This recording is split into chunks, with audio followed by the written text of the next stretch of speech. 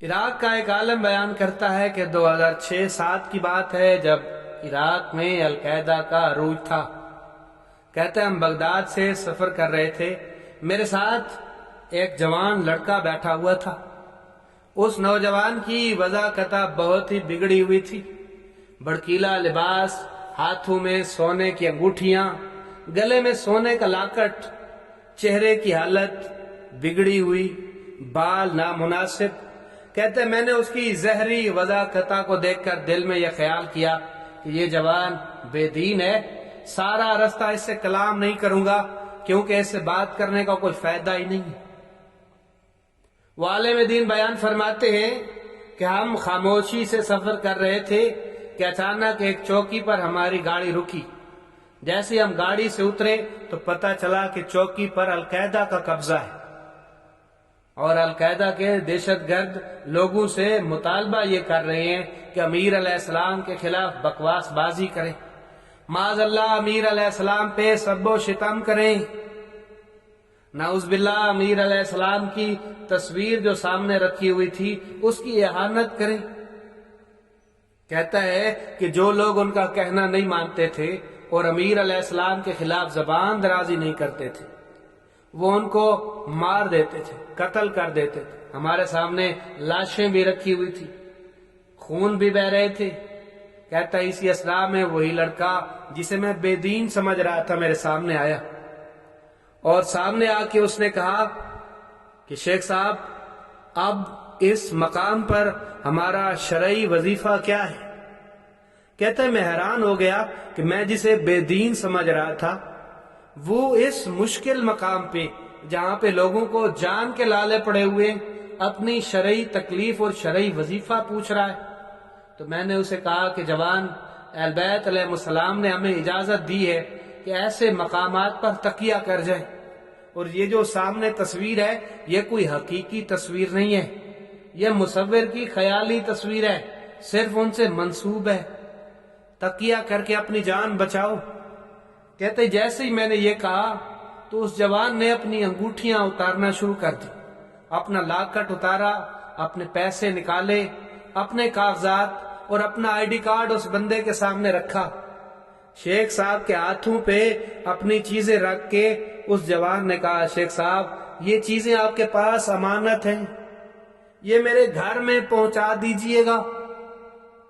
اس کا مطلب یہ تھا کہ یہ بندہ شہادت کے لیے تیار تھا، یہ بندہ امیر علیہ السلام کے خلاف اپنی زبان کھولنے کے لیے تیار نہیں تھا، اپنی جان دینے کے لیے تیار تھا۔ شیخ صاحب کہتے ہیں جب اس نے مجھے اپنا ایڈریس بتایا تو میں نے اسے سمجھانے کی کوشش کی کہ اس مقام پر تقیہ کرو، لیکن حالات سازگار نہیں تھے، نہ ہی اتنا طولانی وقت تھا کہ میں اسے قائل کر سکتا، اور نہ ہی وہ سمجھنا چاہ رہا تھا۔ وہ مجھ سے آگے کھڑا ہو گیا۔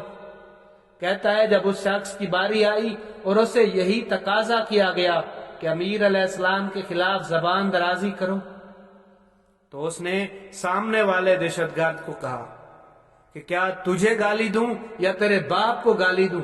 رسول اللہ نے فرمایا جو علی مولا کا بغض رکھتا ہے وہ حرام زادہ ہوتا ہے، تو جو مولا علی کی دشمنی میں اس قدر آگے بڑھ گیا ہے یقیناً تیری ماں کی خیانت کا نتیجہ ہے۔ وہ عالم دین بیان فرماتے کہ اس سے آگے اس جوان کو بولنے نہیں دیا گیا، اس پر فائر کھول دیے گئے۔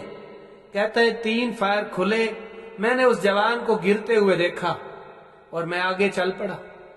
کہتا ہے گاڑی میں سارا رستہ میں نے کسی سے کلام نہیں کیا، مجھ پہ ایک عجیب و غریب کیفیت طاری ہو گئی، گھر آ کر بھی خاموش رہنے لگا۔ 1 ہفتے تک مجھ پر یہ کیفیت طاری رہی۔ 1 ہفتے کے بعد اسی کیفیت سے نکلا تو مجھے یاد آیا کہ اس جوان کی امانت پہنچانی ہے۔ کہتا ہے کہ میں اس کے بتائے ہوئے ایڈریس پہ چل پڑا۔ جیسے ہی میں اس کے گھر کے دروازے پر پہنچا تو دروازے سے وہی شخص برآمد ہوا جس کو میں نے القاعدہ کے ہاتھوں جام شہادت نوش کرتے ہوئے دیکھا تھا، جس کو القاعدہ کے لوگ مار چکے تھے۔ کہتے میری حیرت کی انتہا نہ رہی، میں نے اسے گلے سے لگایا، اس کی پیشانی چومی اور میں نے کہا جوان یہ کیا ماجرا ہے؟ اس نے کہا شیخ صاحب بیٹھ کر بات کرتے۔ وہ مجھے اپنے گھر لے گیا اور اس نے کہا کہ آپ سب یہی دیکھ رہے تھے کہ انہوں نے ہمیں مارا ہے اور ہم مر گئے، لیکن ہمارے لیے منظر عجیب تھا کہ سیاہ رنگ کے بادل آ گئے اور تیز آندھی چلی۔ اس تیز ہوا میں آپ نے یہی دیکھا کہ ہم زمین پر گرے ہیں، لیکن اللہ کی قسم ہم زمین پر نہیں گرے۔ جیسے ہی میں گرا ہوں تو امیر علیہ السلام کی گود میں گرا، امیر علیہ السلام کی جھولی میں گرا۔ امیر علیہ السلام نے مجھ پر اپنا دست شفقت پھیرا اور فرمایا جو 3 گولیاں لگی ہیں ان میں سے 2 پر امیر علیہ السلام نے اپنا دست ید اللہ پھیرا۔ ان میں آج تک پتہ ہی نہیں ہے، نہ کوئی درد ہے نہ تکلیف ہے۔ اور وہ جگہ جہاں پر امیر علیہ السلام نے اپنا ہاتھ نہیں پھیرا وہاں پہ آج بھی درد اور تکلیف ہوتی ہے۔ کہتا ہے کہ امیر علیہ السلام نے ہمیں کچھ نظارے دکھائے۔ میں نے دیکھا کہ میرے ماں باپ، میرے بچے، میری بہنیں، میری بیٹیاں، سب لوگ میرے عزیز و اقارب کھڑے ہوئے۔ امام علیہ السلام نے فرمایا اے ہمارا محب، ان کے پاس جانا چاہتے ہو؟ تو میں نے عرض کی نہیں مولا، میں آپ کے پاس ہی رہنا چاہتا ہوں۔ امیر علیہ السلام نے فرمایا کہ تم ہمارے ساتھ ہو، لیکن ابھی تمہارا وقت نہیں آیا، ابھی واپس اسی دنیا میں لوٹ جاؤ۔ کہتا ہے اس کے بعد میری آنکھ کھلی تو میں ہسپتال میں تھا اور یہ سارا ماجرا۔